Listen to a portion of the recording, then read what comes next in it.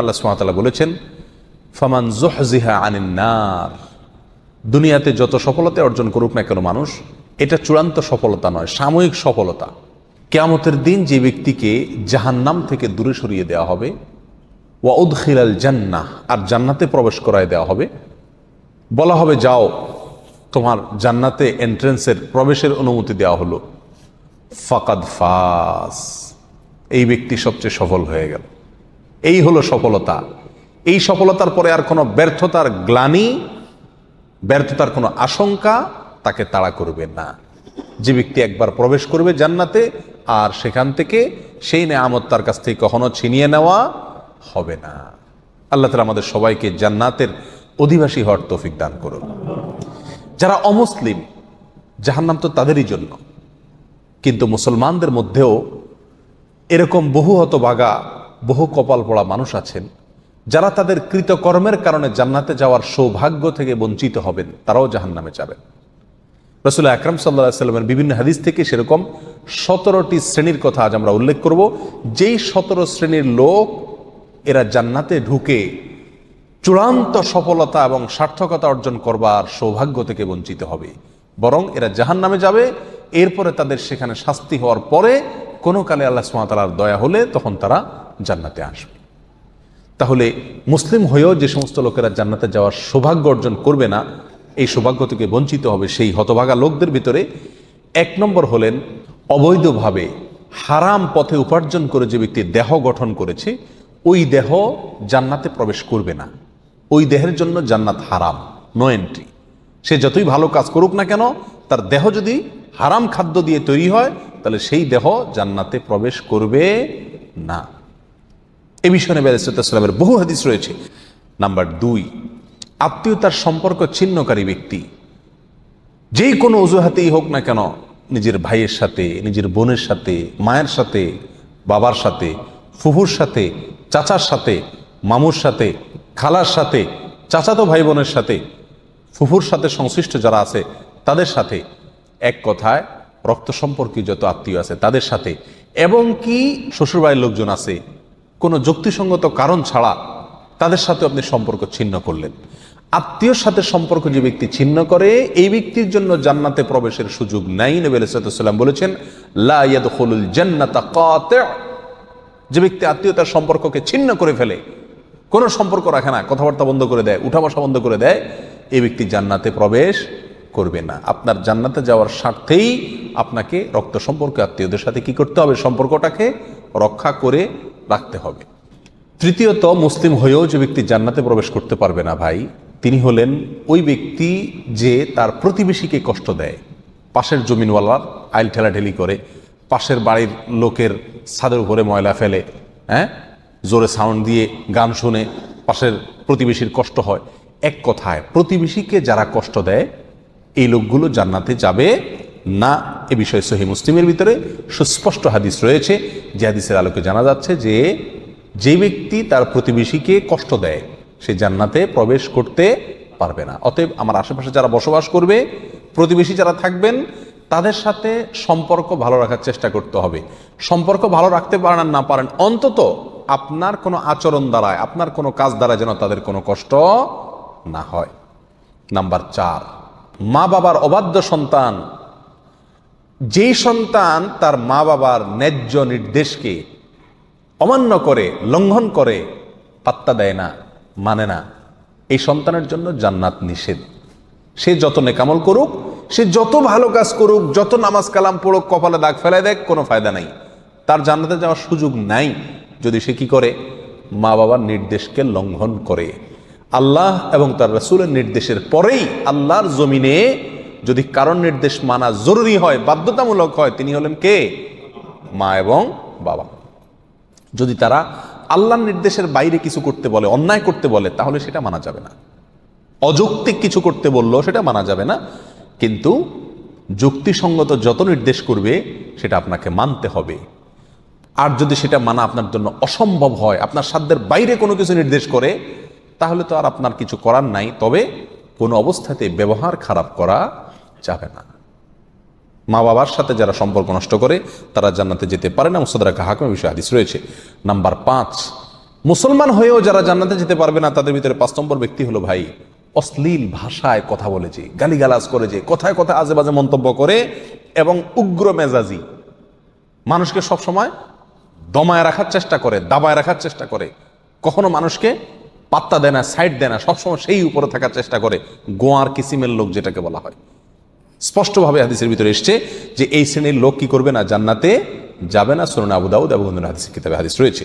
মুসলমান হয়েও যারা জান্নাতে যাবে না সেই লোকদের মধ্য থেকে 6 নম্বর হলেন সেই সমস্ত শাসকেরা, সেই সমস্ত নেতারা যারা তাদের প্রজাদেরকে, যারা তাদের অধীনস্থ লোকদেরকে ধোঁকা দেয়। আজ দুনিয়ার কয়জন শাসক এর থেকে বাঁচতে পারবে সেটা আল্লাহই ভালো জানেন। বলেন একটা, করেন আরেকটা, নির্বাচনের আগে ওয়াদা করেন একটা, ধোঁকা দেন, পরে আর সেটা পালন করেন না। তো সে সমস্ত শাসকেরা যারা তাদের প্রজাদেরকে, অধীনস্থদেরকে ধোঁকা দেয়, তারাও জান্নাতে প্রবেশ করতে পারবে না। এই বিষয়ে সহিহ বুখারীতে হাদিস রয়েছে। 7 নম্বর, মুসলমান হয়েও যে ব্যক্তি জান্নাতে যাবে না সে হলো অন্যের সম্পদ যে আত্মসাৎ করে। প্রথম শ্রেণীটা ছিল যে হারাম মাল ভক্ষণকারী, সেটা আল্লাহর হক নষ্ট করে হতে পারে। আর এই 7 নম্বর পয়েন্টটা হলো যে কোনো মানুষের হক আপনি নষ্ট করে টাকা কামাই করলেন, যেভাবেই হোক, সেটা ধোঁকা দিয়ে হোক, প্রতারণা করা হোক, হাওলাত নিয়ে আটকায় দিয়ে হোক, চান্সে চুরি করে হোক, অথবা চিটারি করি হোক, যেই কোনোভাবে অন্যের সম্পদ যদি আত্মসাৎ করেন গায়ের জোরে বা বুদ্ধির জোরে আর করে সেটা আপনি দখল করে ফেলেন, তো মনে রাখবেন এই ব্যক্তির জন্য জান্নাতে যাওয়ার কোনো সুযোগ নাই। নাম্বার 8, উপকার করেও যে ব্যক্তি খোঁটা দেয়, কাউকে উপকার করছে, করে কি করে, খোঁটা দেয়, এই ব্যক্তি জান্নাতে যাবে না। মদ পানকারী ব্যক্তির কথাও আছে হাদিসে সুনান নাসাইর, যে উপকার করে কাউকে খোঁটা দিলেন, উপকার করছেন, জীবনে কোনোদিন বলতে পারবেন আমি তোমার জন্য করছি, তাহলে আল্লাহর কাছ থেকে তো বিনিময় পাবেনই না, উপরন্ত শাস্তি হিসাবে জান্নাতেও আপনার প্রবেশের সুযোগ থাকবে না। সাবধান, কারোর জন্য কিছু করেছেন জীবনে, মুখের বাহির সেটা কোনোদিন করা যাবে না। আর যদি করছেন তাহলে এই উপকার করার চাইতে না করা আপনার জন্য ভালো ছিল, কারণ না করলে আপনি কোনো গুনাহগার হতেন না, কিন্তু করার কারণে, করে খোঁটা দেওয়ার কারণে আপনি জাহান্নামী হচ্ছেন, গুনাহ করছেন। আল্লাহ তাআলা আমাদেরকে হেফাজত করুন। নাম্বার 9, চগলখোর ব্যক্তি ভাই, চগলখোর যে ব্যক্তি এর কথা ওর কাছে লাগায়, ওর কথা এর কাছে লাগায়, সবার কাছে ভালো থাকার চেষ্টা করে, মুনাফিক কিসিমের লোক। এরা সমাজের সমস্ত ঝগড়া ফাসাদ লাগানোর ক্ষেত্রে মূল ভূমিকা রাখে। আল্লাহ মাফ করুন, এই চরিত্র আমাদের অনেকের ভেতরেই কম বেশ আছে। এই চগলখোর লোক জান্নাতে প্রবেশ করবে না, সহিহ মুসলিম হাদিসে রয়েছে। নাম্বার 10, অন্যের পিতাকে যে নিজের পিতা বলে পরিচয় দেয়। অনেক পালক পুত্র আছে নিজের জন্মদাতা বাবাকে বাবা হিসাবে পরিচয় দেয় না, যে লালন পালন করে তাকে বাবা হিসাবে পরিচয় দেয়। তো অন্যের পিতাকে যদি নিজের পিতা হিসাবে পরিচয় দেয়, এই ব্যক্তিও জান্নাতে প্রবেশ করবে না, এবং সহিহ বুখারীতে হাদিস রয়েছে, যদিও সে কি হয়, মুসলমান হয়।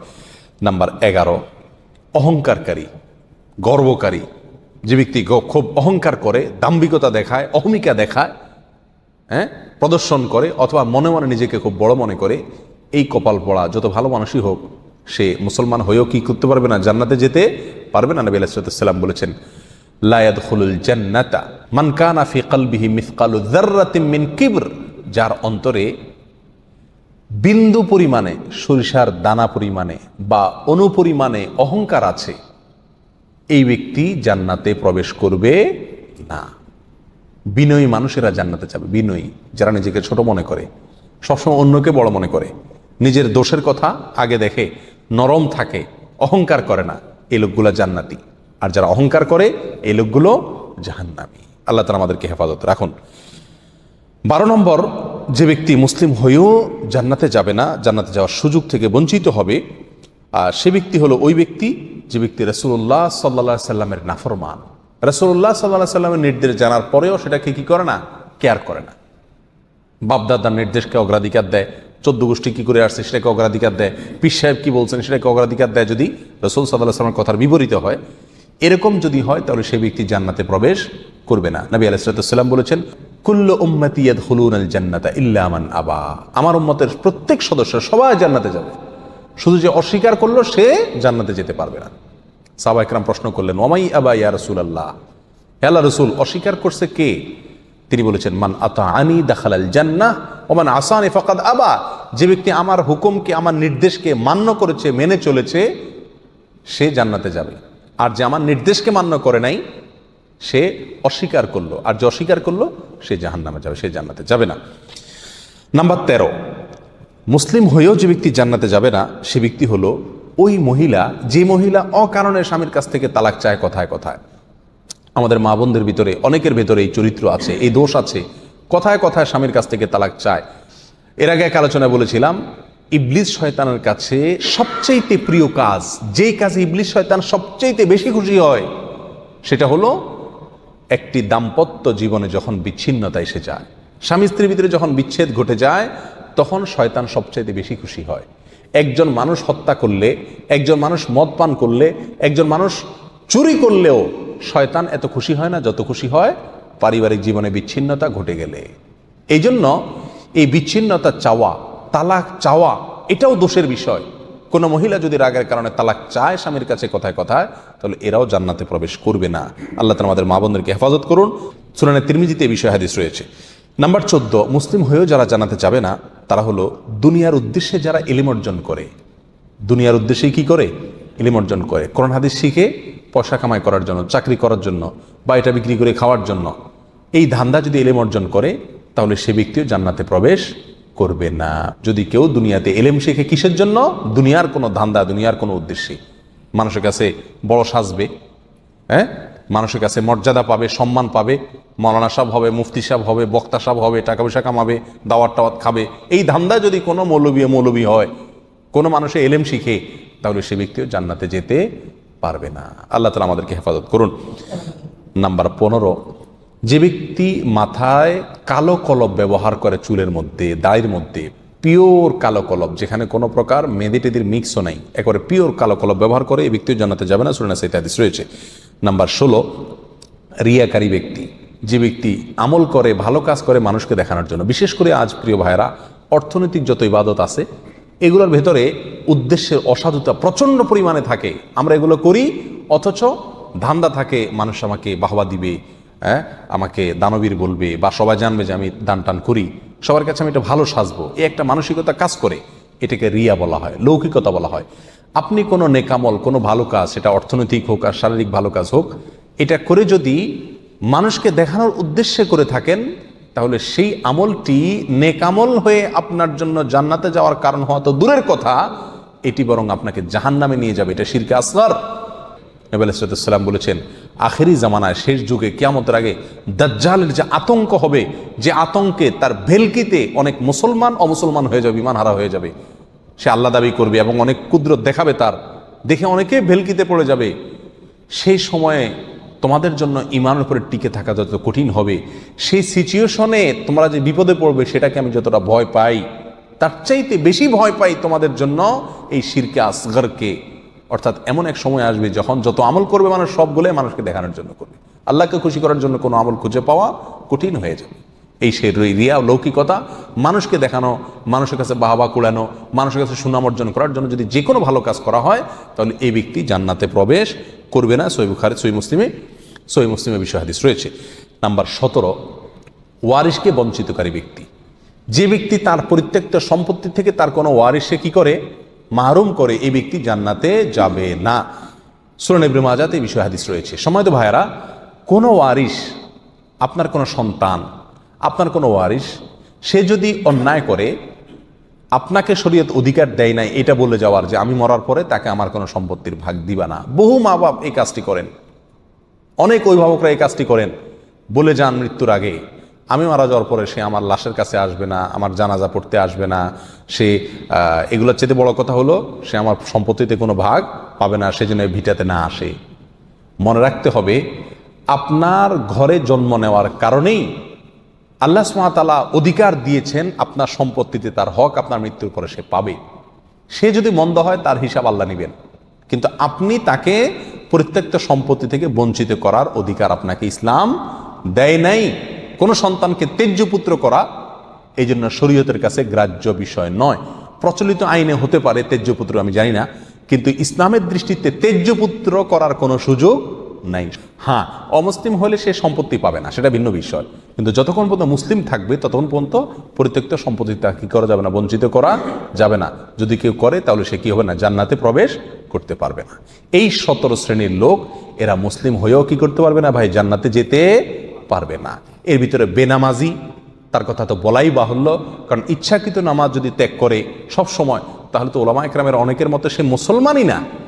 আমরা এখানে বলেছি যে মুসলমান 5 ওয়াক্ত নামাজ কালাম পড়ে এরপরেও জাহান্নামে যাবে যারা, তারা হলো 17 শ্রেণীর লোক। আমরা এক নজরে আবারও বলে দিচ্ছি, হারাম খাদ্য যে গ্রহণ করে, 1, 2 আত্মীয়তার সম্পর্ক ছিন্ন করে যে, নাম্বার 3 প্রতিবেশীকে যে কষ্ট দেয়, নাম্বার 4 মা বাবার অবাধ্য সন্তান, মা বাবার কথা শোনে না সে, নাম্বার 5 উগ্র মেজাজি, তেড়া, গোয়ার, সবাইকে দমায় রাখে, এই টাইপের লোক। নাম্বার 6 অধীনস্থদেরকে, প্রজাদেরকে, যে সমস্ত শাসকেরা, যে সমস্ত রাজারা, যে সমস্ত রাষ্ট্রপ্রধানেরা, সরকার প্রধানেরা বা যে যে লেভেলে আছে সে তার প্রজাদেরকে ধোঁকা দেয় যে তারা। নাম্বার 7 অন্যের সম্পদকে অন্যায়ভাবে আত্মসাৎকারী ব্যক্তি। নাম্বার 8 উপকার করে কারোর খোঁটা দেয় যে ব্যক্তি, সে জান্নাতে যাবে না। নাম্বার 9 চগলখোর ব্যক্তি জান্নাতে যাবে না, মানুষের পিছনে কথা লাগায় বেড়ায় একজনের আরেকজনের কাছে। নাম্বার 10 অন্যকে নিজের পিতা হিসাবে, নিজের বাবাকে না বলে, পরিচয় না দিয়ে অন্যকে নিজের বাবা হিসাবে, পিতা হিসাবে পরিচয় দেয় যে ব্যক্তি, সে। নাম্বার 11 গর্ব এবং অহংকার করে যে ব্যক্তি, যার মনের ভিতরে অহংকার আছে, সেই জান্নাতে প্রবেশ করবে না। নাম্বার 12 রাসূলুল্লাহ সাল্লাল্লাহু আলাইহি সাল্লামকে যে ব্যক্তি ফলো করে না, তার নির্দেশকে মান্য করে না, সেই ব্যক্তি। নাম্বার 13 অকারণে তালাক কামনা করে, তালাক চায় যে মহিলা, সেই মহিলা। নাম্বার 14 দুনিয়াবী উদ্দেশ্যে যারা এলেম শিখে, কোরআন হাদিস শিখে, এলেম অর্জন করে, আলেম হয় দুনিয়াবী উদ্দেশ্যে, দুনিয়ার কোনো ধান্দায়, আল্লাহকে খুশি করা ছাড়া অন্য কোনো ধান্দায়, তারা। নাম্বার 15 চুলে বা দাড়িতে কোনো জায়গায় কালো কলব, পিওর কালো কলব ব্যবহার করে যারা, তারা। এবং নাম্বার 16 যে কোনো ভালো কাজ করে সেখানে মানুষকে দেখানো, এটা ফলাও করা, প্রচার করা, এই উদ্দেশ্য থাকে যাদের, তারা।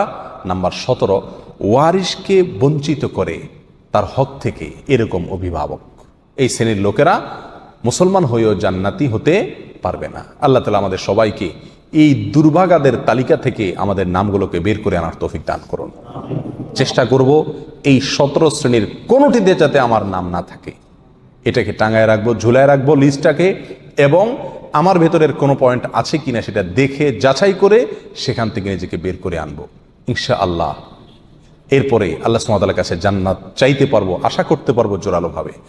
আল্লাহ সুবহানাহু ওয়া তাআলা আমাদের সবাইকে আখিরাতে কিয়ামতের দিন একেবারে ফার্স্ট চান্সে, প্রথম চান্সেই জান্নাত যেন আমরা লাভ করতে পারি, জাহান্নাম থেকে মুক্তি নসিব যেন হয়, সেই তৌফিক দান করুন।